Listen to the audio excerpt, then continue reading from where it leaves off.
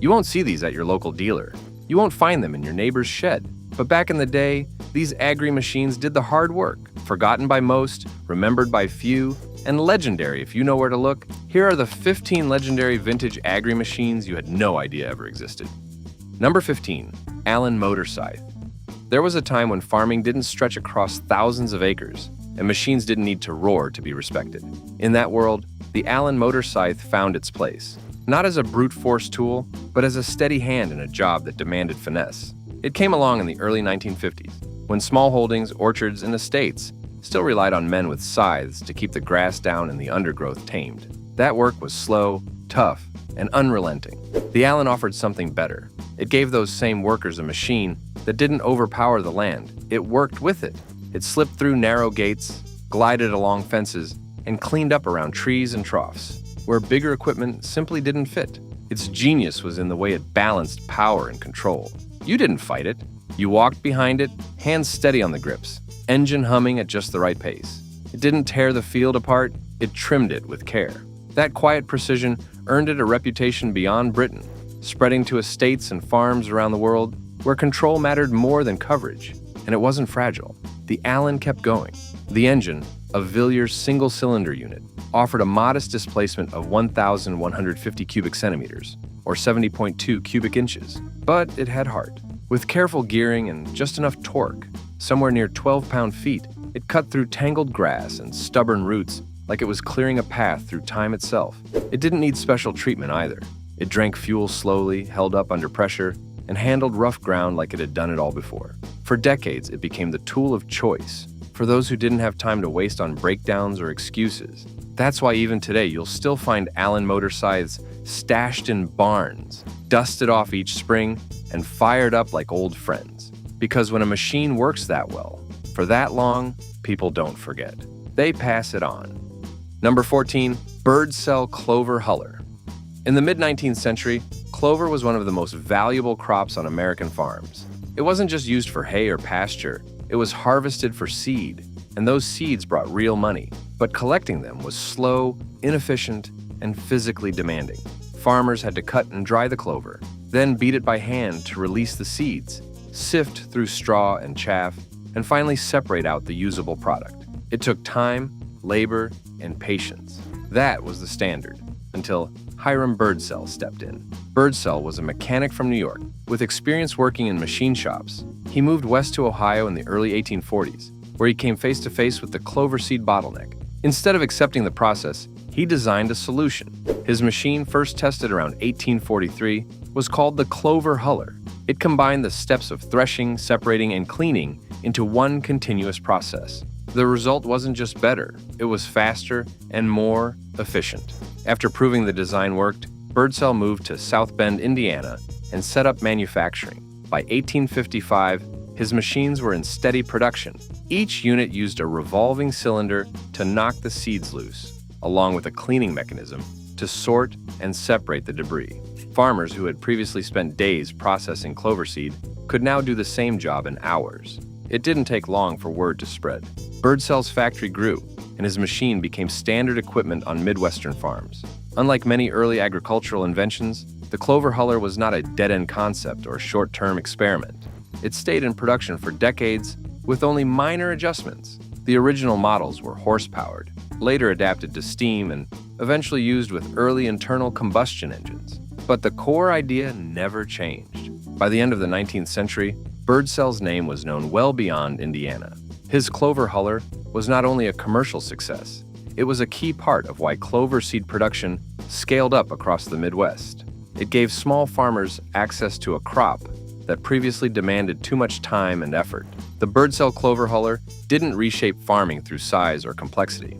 It did it through timing, arriving exactly when it was needed, and solving a problem others had simply worked around. Number 13, Case 20 to 40. By the early 1910s, the age of steam was fading fast. Farmers across North America were looking for machines that didn't need water towers or fireboxes, just fuel and reliability. In that transition, The Case 2040 became one of the key machines to close the door on steam and open the path to gasoline power. J.I. Case was already a familiar name by the time the 2040 was introduced in 1912. The company had built its reputation on steam engines and threshers, but they saw the change coming. Their answer was a 4-cylinder, horizontal engine mounted on a heavy steel frame, built not to impress with looks, but to deliver results in the field. That engine offered a serious leap forward. Displacement measured out to 9.3 liters, which equals 567.4 cubic inches. It produced 20 horsepower at the drawbar and 40 horsepower at the belt, enough to power large threshers or pull wide-bottom plows without hesitation. It ran on gasoline or kerosene, whichever the operator could get cheaper, and offered a level of versatility that steam couldn't match. Moving through the field, the Case wasn't fast, but it didn't need to be. It weighed in at roughly 8,300 pounds, and its wide steel wheels gave it traction and stability on soft ground. Speed topped out at just a few miles per hour, but torque output was substantial, around 500 pound-feet. It wasn't about speed, it was about pulling something heavy, all day, without stopping. What truly set the 2040 apart was how it fit the moment. Farmers weren't quite ready for small gas tractors, but they were ready to move past steam. The Case offered something in between, large enough to feel familiar but simple enough to maintain without a steam crew. It made the jump easier, and that made it valuable. Production ended by 1920, but many stayed in use long after. Today, a restored Case 2040 doesn't just represent an early gas tractor. It marks the turning point when power shifted for good. If you think that was impressive, just wait. The next machines will make you rethink everything you know about old farm equipment. Like, subscribe and stay locked in. We're far from finished telling this incredible story. Number 12. Fiat 702.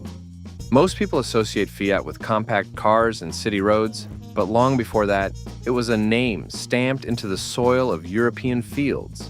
The Fiat 702 wasn't just the company's first tractor. It was Italy's first step into modern mechanized agriculture. When it launched in 1918, Europe was still reeling from the First World War. Farms had been drained of labor, resources were thin, and food shortages were real. There was a clear need for efficient tools, and Fiat answered with a machine that was simple, sturdy, and ready to work. The 702 wasn't flashy, but on the ground, it made a difference. The engine was a 4-cylinder petrol unit that delivered around 30 horsepower. Displacement was 6.3 liters, which equals 384.4 cubic inches. It didn't try to reinvent the wheel, it just focused on reliability. The power was routed through a basic 3-speed gearbox, giving it enough flexibility to manage plowing, hauling, or belt-powered tasks with steady control. What really mattered was that the machine worked well in European conditions. Soft soils, narrow roads, and small field plots made some of the heavier imported tractors a poor fit. The Fiat 702 was designed with those constraints in mind. It had good ground clearance, a short turning radius, and could be maintained without specialty tools. For many Italian farmers, it was their first encounter with internal combustion power, and it left a strong impression. The design stayed in production for several years, with later versions adding minor improvements in comfort and performance. But the core remained the same: steel wheels, mechanical simplicity, and a build that could outlast tough weather and long seasons. Torque was not formally rated, but estimates place it around 120 pound-feet, which gave it enough pulling strength to handle moderate implements across hilly terrain. By the time Fiat moved on to newer models, the 702 had already become a foundational machine. It wasn't just about building tractors, it was about rebuilding food systems and rural economies after a devastating war. And for that, the Fiat 702 holds a place far beyond its horsepower. Number 11. Allis-Chalmers Model WC. By the time the Allis-Chalmers WC hit production in 1933, most American farms were struggling to keep the lights on. Money was tight, the weather was rough, and the old ways like horses, outdated equipment, and long days with little return weren't cutting it anymore. Farmers needed a machine that could work hard, take a beating, and still be affordable. The WC answered that call.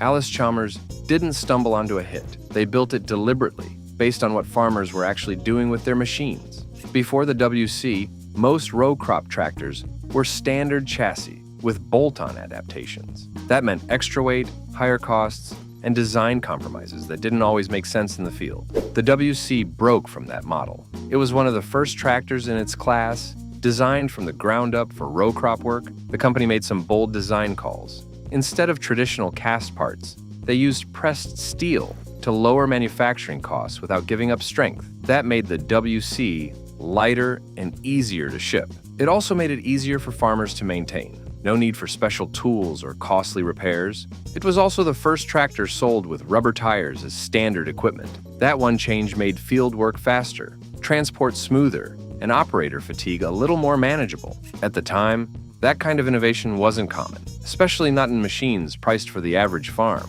Throughout the 1930s and into the war years, the WC became a backbone on small and mid-sized farms across the country. It had enough power to handle essential jobs, including plowing, planting, and running belts. And it was simple enough that a single person could keep it going through long seasons. Dealers knew they could sell it. Operators knew they could trust it. And when something wore out, parts were easy to find and cheap to install. When production ended in 1948, the WC had already earned a reputation for being exactly what a working farm needed. It didn't change the industry overnight, but it changed the odds for the farmers who used it, and that mattered more than anything. Number 10, Massey Harris Model 20 row crop. When the Massey Harris Model 20 row crop entered production in 1946, it landed in a market that was shifting fast. The war was over, but the effects hadn't gone away. Equipment was worn down, supply chains were still rebuilding, and across North America, farms were waiting for machines that could pick up where the old ones left off. Massey Harris understood that need and answered with the Model 20. It wasn't built from scratch. It was a successor to the earlier Model 81 and a close cousin to the wartime Model 22. But every part of the design showed that Massey had listened. The Model 20 row crop came with atricycle-style front end, adjustable rear tread, and a streamlined operator station. These weren't cosmetic changes. They made the tractor more useful on row-planted fields, where tight turning and clearance weren't optional. They were essential. The company offered options for fuel, including gasoline and distillate, depending on regional availability and price. That flexibility mattered in rural areas, where access wasn't guaranteed and budgets were tight. Massey also kept the controls straightforward. This was a tractor that any hired hand could learn in an afternoon, and that kind of simplicity earned loyalty. Production numbers were relatively low, with only about 8,000 units built between 1946 and 1948, but the Model 20 row crop didn't aim for volume. It filled a specific role. For smaller farms, especially in the Midwest and Ontario, it was a multi-purpose machine that could manage tillage, seeding, and cultivation without extra attachments or extra effort. Its short production run gave it a quiet legacy. It didn't define an era, but it served one well. And today, collectors see it as one of those rare models that was built for a moment and handled it exactly right. The Massey Harris Model 20 row crop wasn't designed to impress anyone in a showroom. It was designed to get out early, work straight through, and still have enough left to do it again the next day. In the post-war rush to rebuild, that's what made it matter. Number 9, Ferguson TE20.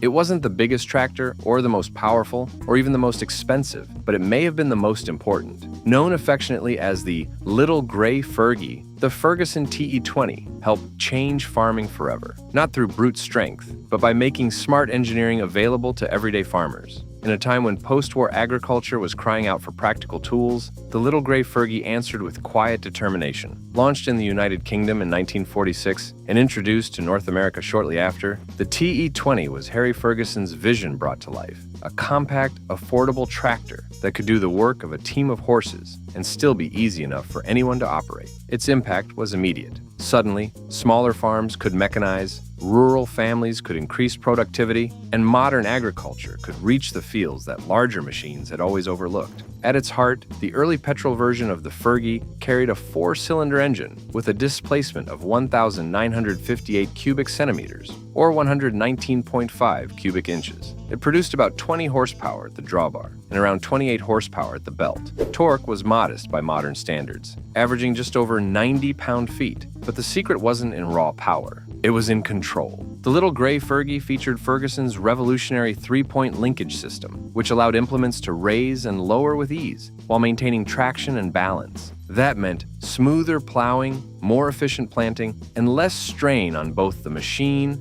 and the operator. The Fergie didn't fight the field, it worked with it. Its low-profile, narrow wheelbase and light frame made it ideal for navigating small plots, orchard rows, and tight gateways, and it wasn't picky about where it worked. From the loamy fields of England to the rugged hills of New Zealand, from Canadian prairies to African highlands, the TE20 earned a reputation for showing up and getting the job done. By the time production wound down in the mid-1950s, hundreds of thousands had been built and sent to more than 100 countries. Today, many of those original units are still running, still plowing, and still earning their place in the world. Because the little gray Fergie didn't just support a new era of farming, it helped build it, one furrow at a time. Number 8. Ferguson FF30.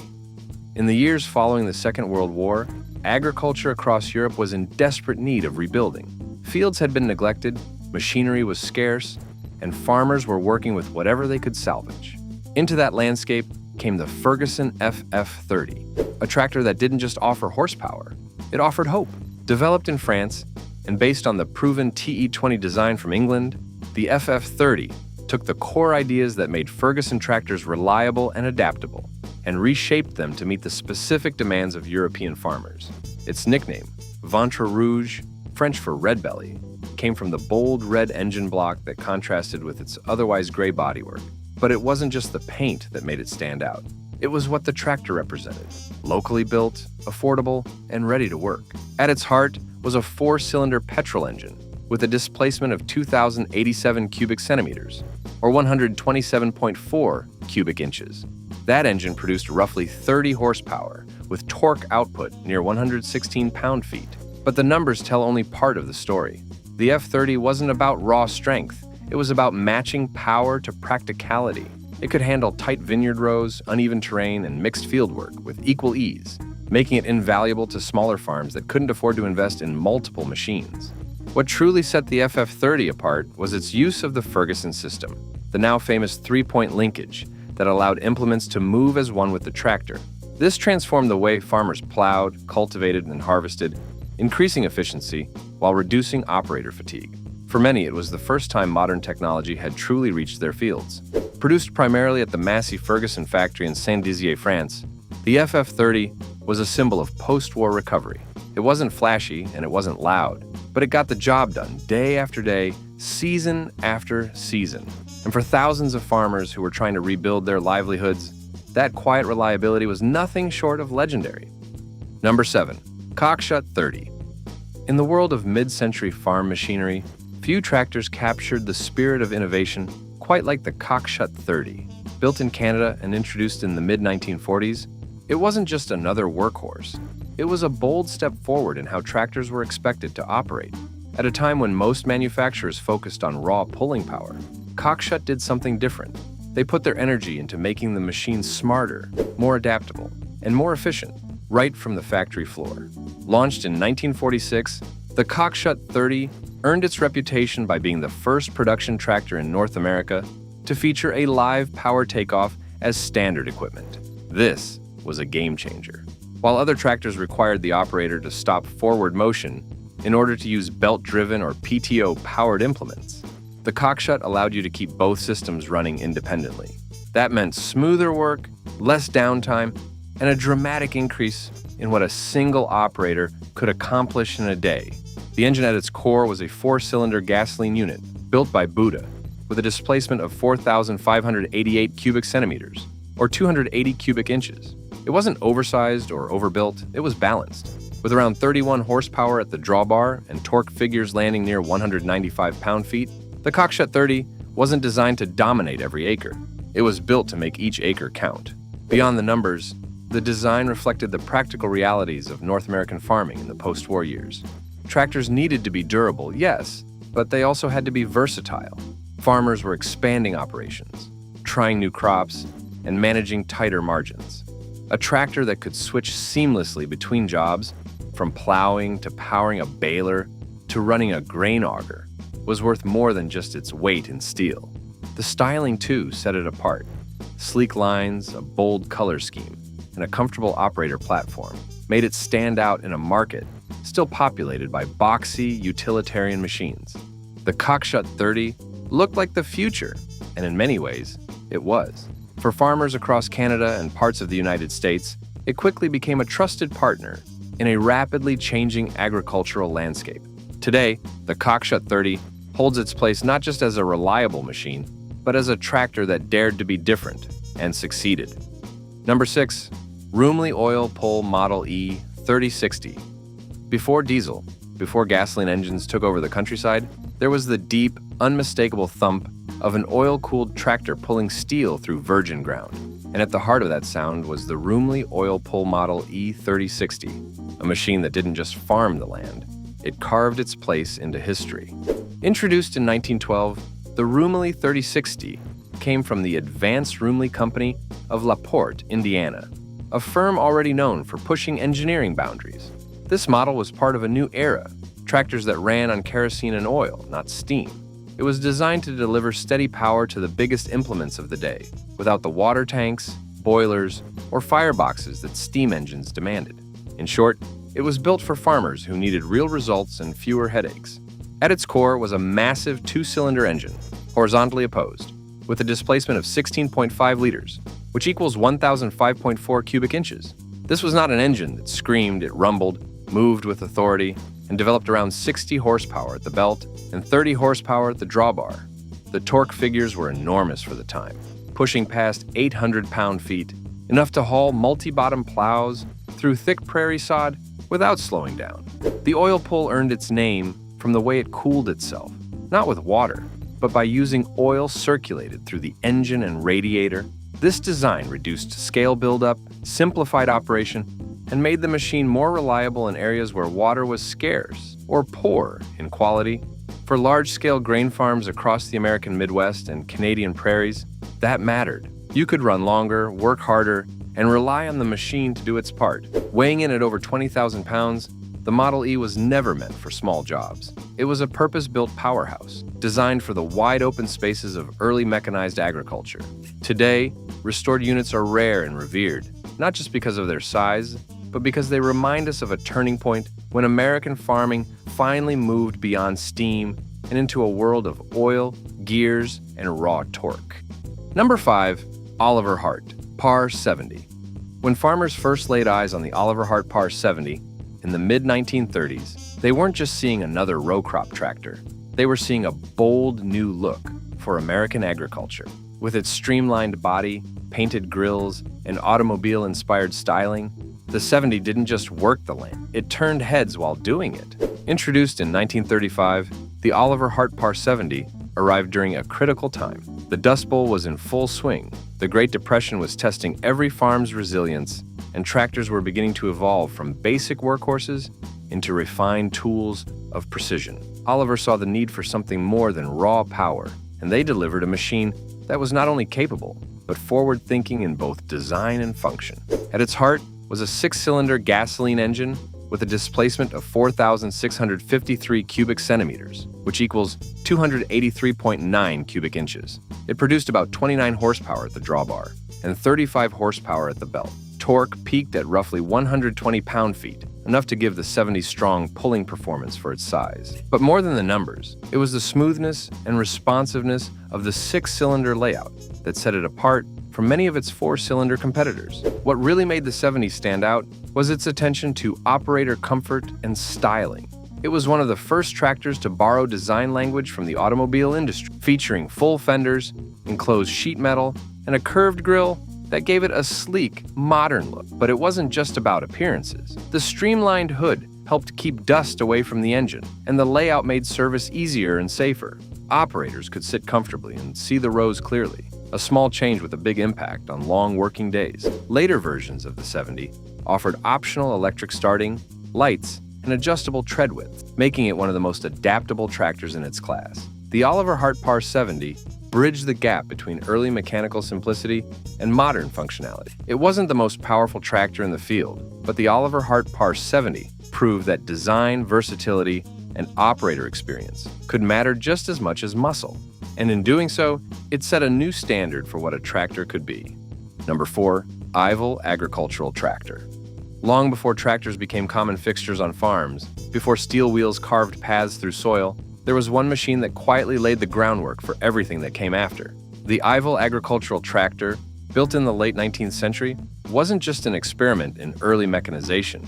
It was the spark that helped ignite the age of modern farming. Designed by Dan Albone of Biggleswade, England, and first introduced in 1898, the Ival was one of the world's earliest successful internal combustion tractors. At a time when most farms still depended on horses or steam engines, the Ival offered something radically new in the form of a compact, petrol-powered machine that could be operated by a single person, without the complexity of steam and without the labor demands of animal team. Its engine, built by Benz, had a displacement of 3,428 cubic centimeters, which equals 209.3 cubic inches. With only about 8 horsepower and torque, just under 30 pound-feet, it didn't overwhelm the field with force. Instead, it won over early adopters by being light, nimble, and incredibly efficient for its time. The rear steel wheels provided grip, while the front was narrow and steerable, making it easier to maneuver than many steam traction engines of the day. What made the Ival especially significant was its portability and reliability. It could be driven to the field without a crew, could run without needing water, and could power equipment through a simple belt pulley system. For smaller farms and estates, it offered something new, a way to increase productivity without increasing costs or complexity. Only a limited number were ever produced, and even fewer survive today. But the Ival agricultural tractor earned a lasting place in the story of agricultural innovation. It proved that the internal combustion engine had a real future on the farm and helped shift the world's imagination away from steam and towards something leaner, simpler, and more versatile. Quietly and without much fanfare, the Ival changed what was possible, and history never looked back. Number 3. International Harvester Mogul 8-16. At a time when most farms still relied on muscle, whether from horses or steam, the International Harvester Mogul 816 offered a new kind of power which was simple, steady, and gasoline-driven. Released in 1914, it was among the earliest production tractors to show that internal combustion had a real future in the field. The Mogul 816 wasn't designed to impress with appearance. It was designed to work, and that's exactly what it did. Built during a period of transition, it gave smaller farms access to mechanical assistance without the size, cost, or complexity of steam. It allowed one operator to manage tough soil with nothing more than fuel, patience, and grit. Its single-cylinder engine displaced 5,384 cubic centimeters, equal to 328.6 cubic inches. Power was modest by today's standards, 8 horsepower at the drawbar and 16 horsepower at the belt. But that wasn't the point. The real strength lay in its torque, estimated around 160 pound-feet, delivered at extremely low RPMs. With its enormous flywheel, the engine kept turning with momentum that made light work of heavy implements. The Mogul used hit-and-miss ignition and evaporative cooling, avoiding complex systems in favor of rugged reliability. Steel wheels gave it bite in soft ground, and the open-frame layout made repairs and adjustments easy, even for those new to mechanical equipment. In a world where downtime could mean lost harvests, that mattered more than fancy features. International Harvester understood the need for something practical. The Mogul 816 wasn't an experiment or a prototype, it was a solution, and it arrived at the exact moment when farms across North America were ready to shift away from animal power, but not yet ready for larger, more complex machines. Though it disappeared by 1917, the Mogul 816 left a legacy far beyond its production run. It proved that gasoline tractors could be reliable, affordable, and suited to real farm life. And for many, it was the very first taste of mechanized independence. Number 2, Big Bud 747. The Big Bud 747 holds the title of the largest farm tractor ever built. It was manufactured in 1977 by the Northern Manufacturing Company in Havre, Montana, as a custom order for the Rossi brothers, who operated a large cotton farm in California. At the time, they needed a tractor powerful enough to handle extremely wide tillage equipment and reduce the number of passes required to cover large acreages. The result was a one-of-a-kind machine built for efficiency on massive commercial farms. It was originally powered by a Detroit diesel 16-cylinder engine with a displacement of 24.1 liters, which equals 1,474.5 cubic inches. The engine produced roughly 900 horsepower, with an estimated torque output of about 2,500 pound-feet. Its dimensions and weight reflected its purpose. With dual tires on all corners, the Big Bud could pull implements more than 100 feet wide, significantly reducing the time required to prepare large fields. It was designed for durability, simplicity, and heavy-duty performance under demanding conditions. After several years in California, the tractor was sold and moved to a wheat farm in Montana, where it continued working for decades. Over time, it became a historical reference point in agricultural engineering. In 2000, the tractor was refurbished by its original builders and returned to operating condition. Although other tractors have approached its horsepower over the years, none have matched its size or working footprint. The Big Bud 747 was not mass-produced and remains a unique machine in agricultural history. Number 1. Fresno Scraper. Before engines, hydraulics, or steel cab tractors, one simple machine helped shape the very ground that farming depended on. The Fresno Scraper, invented in the early 1880s, didn't just change how land was moved, it changed how agriculture was built. Designed by James Porteous in Fresno, California, and first patented in 1883, the Fresno Scraper was a horse-drawn implement that redefined earth moving. At a glance, it looked like a curved metal scoop attached to a wheeled frame. But in practice, it allowed one operator and a single team of horses to cut, carry, and spread soil with a level of efficiency that had never been possible before. Before the Fresno Scraper, leveling land or digging irrigation ditches meant long days with shovels and pickaxes, or relying on bulky, inefficient drag scrapers. The Fresno introduced a new principle in the form of controlled slicing of soil with lift and forward momentum, using a simple C-shaped blade. It worked on rough terrain, sandy soil, and hardpan alike, and it needed no combustion engine, no belt system, and no maintenance schedule. Because the scraper had no engine, it had no displacement or torque values, but its impact was mechanical, not numerical. Within a few years of its introduction, the Fresno Scraper became standard equipment on farms, road crews, and even large-scale infrastructure projects. It was used in railroad construction, dam building, and famously in digging sections of the Panama Canal. What made it legendary was how long it stayed relevant. Through the early 20th century, it remained a vital part of farm equipment, even as motorized tractors emerged. For many farmers across the western United States, the Fresno Scraper was their first step into mechanized land management. It didn't run on fuel, but it powered progress. The Fresno Scraper laid the foundation for modern agriculture, quite literally one scoop at a time. From forgotten fields to engineering milestones, these 15 machines were the backbone of a farming revolution. Know a vintage agricultural legend we missed? Let us know in the comments, like the video, and subscribe for more.